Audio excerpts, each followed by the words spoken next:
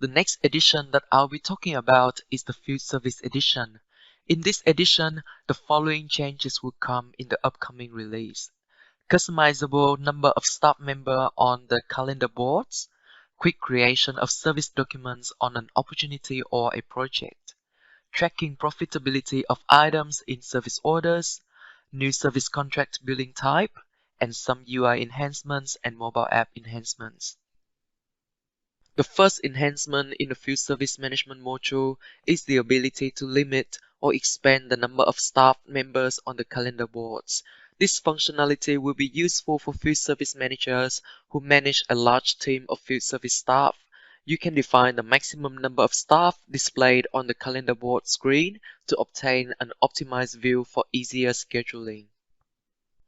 To do this, you need to firstly go to the Service Management Preferences, and on the Calendar and Maps tab, there is a new field called Number of Staff Members. By default, this field is set to 10, which means that on the calendar boards, you will be able to see a maximum of 10 staff members and their appointments for a particular day. Now, if you remove this field, clear this field and save, then what it does is it's going to display all of the stuff in your calendar board screen.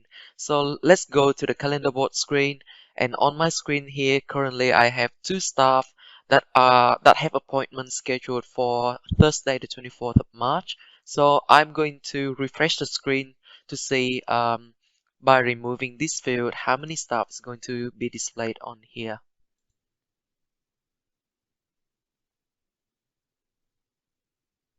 So as you can see, when removing the number of staff members limit, then the calendar board will display all of the staff and their schedules on the particular day that I'm viewing.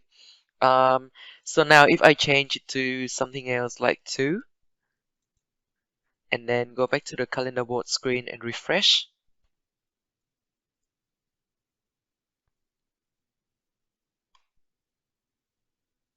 then you see that the number of staff is limited to 2. And if I want to view the other staff members for this day, I just need to click to the next page.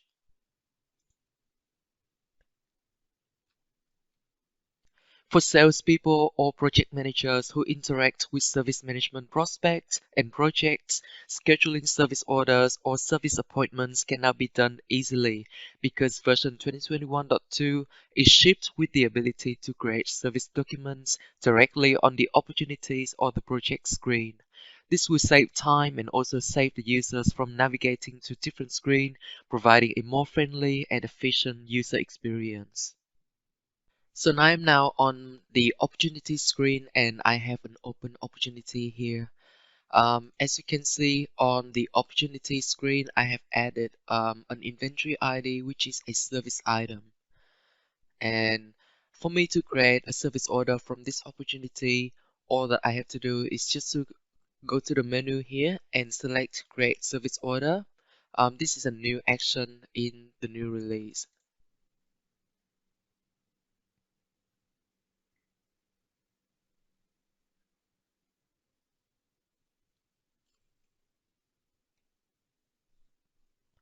As you can see, the system will open a Create Service Order / Appointments window where I can specify the service order type that I want to create, the branch, and the branch location for the service order. In this case, I'm just going to select the main branch and the description, and then I am going to select Create and Review.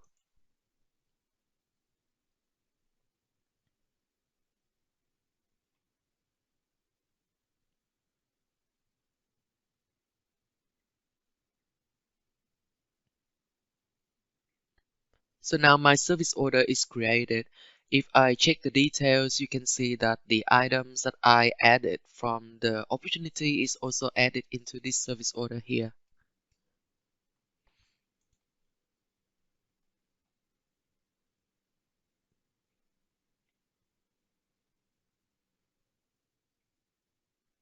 Now that I'm back to the opportunity screen,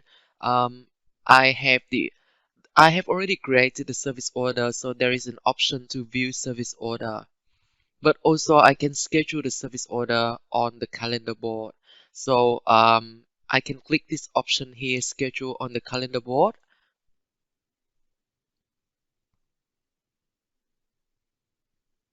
And the system will navigate to the calendar board screen where I can drag and drop the service order to a staff on the calendar board to schedule.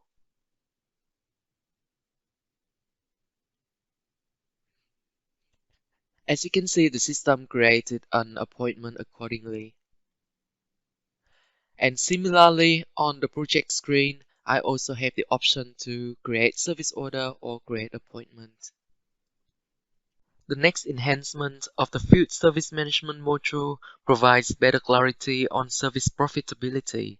In the past, tracking of service profitability was not possible, and usually consultants will have to build custom reports or generic inquiries to extract profitability information. In version 2021.2, the tracking of profitability for service orders become a standard functionality, with profitability information can be viewed directly on the service order screen and on the appointment screen. On the service order screen, there is a new tab called Profitability. The Profitability tab displays information of profitability for each of the line in the service order details. For example, for this service order, I have this inventory ID, which I've already scheduled and finished in these appointments here. And the profitability of that line is now displayed in the Profitability tab. This tab will show you information related to unit price, unit cost, estimated quantity and actual quantity, um, estimated cost and actual cost, billable amount, and the profit amount as well as the profit percentage for the service line. Also on the header, you will see the profit percentage of the totals of the service order in total as well.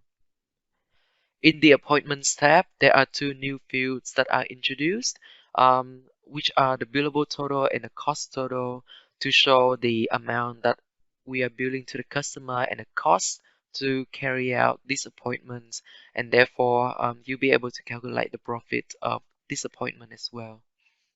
When we go to the appointment screen, similar information is also displayed here. You have the profit percentage field on the header, as well as the profitability tab with the information related to an appointment line here. Version 2021.2 introduces two new service contract billing types, which allow even more flexibility for invoicing service contracts, namely beginning period fixed and beginning period plus. For both service contract billing types, billing documents such as AR invoices or SO invoices are generated at the beginning of the billing period. For the beginning fixed period type, only the fixed contract price is billed to the customer. Any additional services or inventory items consumed during the appointments will not be billed. Whereas for the beginning period plus type, the additional service or items consumed during appointments will be billed separately. Also, the system has renamed two original service billing types. As performed billings has been renamed to at time of service, and standardized plus usage overage has been renamed to end period plus. So in my demo database here, I have set up a service contract for this customer. And down here in the billing type field, I have selected the billing type to be beginning period fixed. That means that every billing period, which is every month, um, when I run the run service contract billing for that month, for example, I'm just gonna set the billing to June, 1st of June, which is the starting date of the service contract, and set the up to date to June as well. Yep, so there's a number of service contracts I have available here. So for this service contract, the the billing type is set to beginning period fixed. So that means that every month at the start of the period, um, the system will generate an AR invoice to build an agreed contract amount. In this case, that amount is set up in the services per period tab. And I can see that in this tab here, I have added this inventory ID, which is a service item. Its price is $100, and this item is has a quantity of 3. So the contract total for every period will be $300, which is the amount here.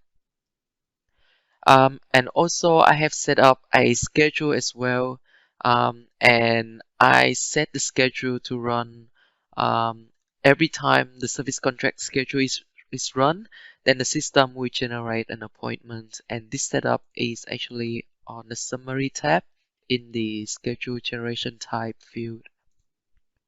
So whenever I go to the generate from service contract screen and um, generate from this service contract, because my generation type is appointment, the system will generate an appointment here.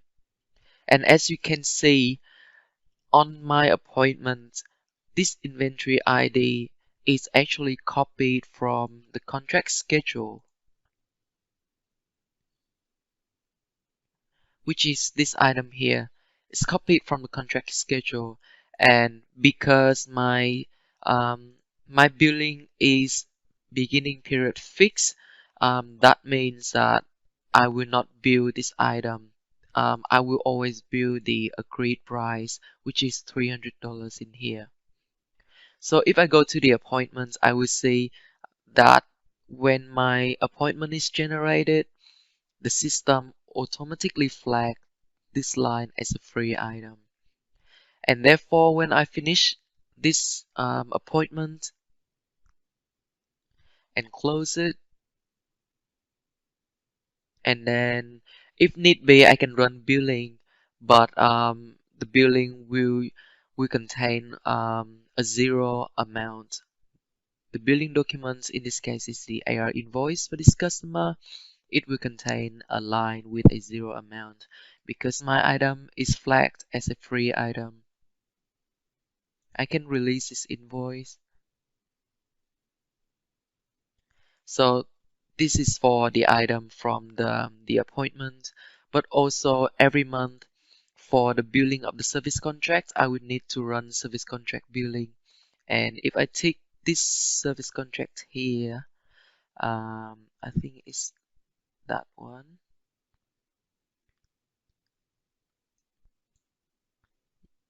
Yep, so this contract here and process,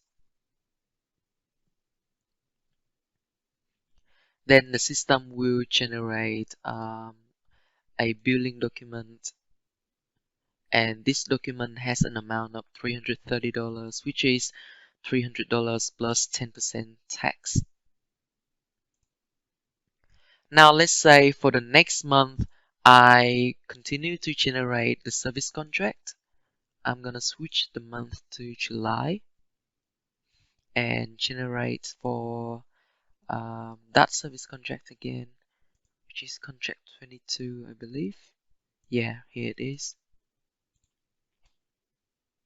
And process.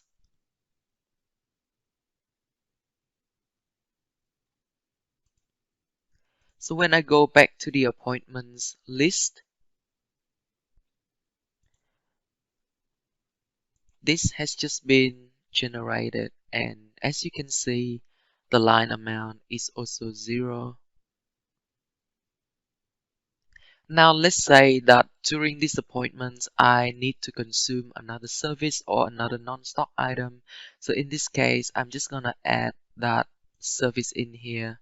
I'm gonna select the service called installation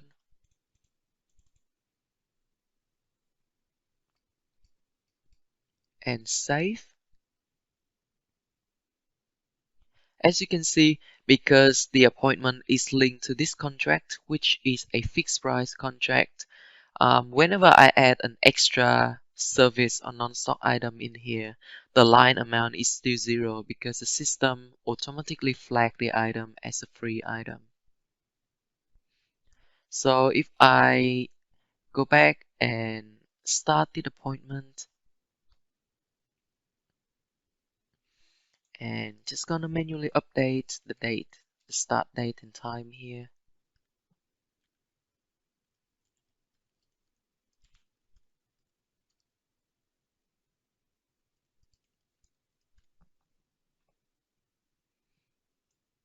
Save and then complete this appointment and close. Then again, when I run billing, the system will generate a 0 amount invoice because there is nothing to be billed. All of the items are flagged automatically as a free item.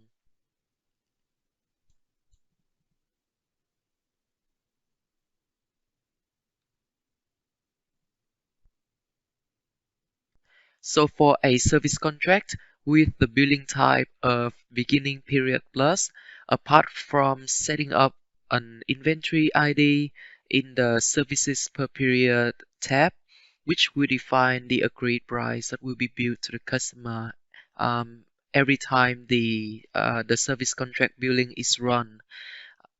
Then if you put an item on the schedule here, so I have this schedule for the service contract. The generation type is appointment, so every time this schedule is run, an appointment will be created. And in this schedule, I have added this inventory ID here. So you gotta be aware that because this contract has a billing type of beginning period plus, when the appointment is generated, then the item is not automatically flagged as a free item. So you gotta be aware and you gotta either change the price of the item to 0 if this item is covered within the contract. Otherwise, this amount appointment total will be billed to the customer because when we run service contract billing, then there are two AR invoices that will be generated. The first one is this line, this item here, which defines the agreed price for the contract. The second one is the appointment, the item on the appointment. So if the item has a line total, then this line total will be billed to the customer as well. This is used for scenarios where you have an agreed price for a contract, but then for every contract, you know that you'll be consuming items, and these items or this service is not covered by the contract.